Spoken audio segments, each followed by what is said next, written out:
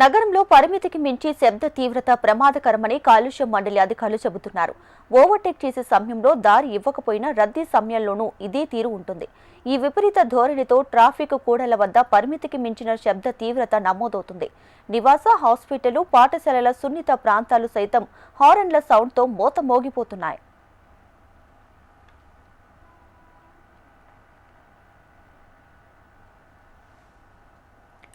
National environment engineering research institute పట్టణ ప్రాంతాల్లో పరిమితికి మించి శబ్ద కాలుష్యం నమోదవుతుందని వెల్లడించింది.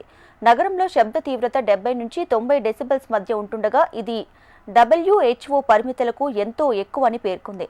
ప్రధాన నగరాల్లో ట్రాఫిక్లో హారన్ల ద్వారానే 60% శబ్ద కాలుష్యం ఉత్పన్నమవుతుందని, పరిమితికి మించి 7 నుంచి 10 డెసిబెల్ల తీవ్రత పెరుగుతుందని తెలిపింది.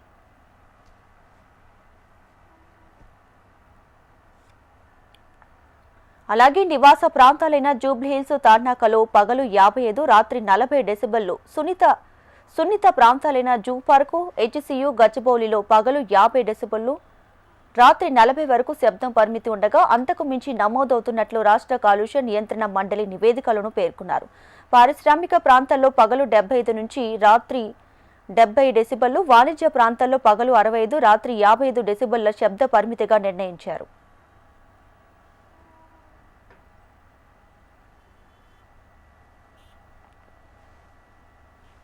WHO నివేదిక ప్రకారం 65 డెసిబెల్ల కంటే ఎక్కువ ధ్వని దీర్ఘకాలంలో ఒత్తిడిని పెంచుతుంది. రద్దీగా ఉండే కూడలలో 70 నుంచి 95 డెసిబెల్ల ధ్వని నిరంతరం కొనసాగితే వినికిడి లోపం, ఆందోళన, రక్తపోటుని పెంచుతాయి. ఉల్లంఘనలు అతిక్రమిస్తే ట్రాఫిక్ హెల్ప్ లైన్ నెంబర్కి సంప్రదించాలని అధికారులు సూచిస్తున్నారు.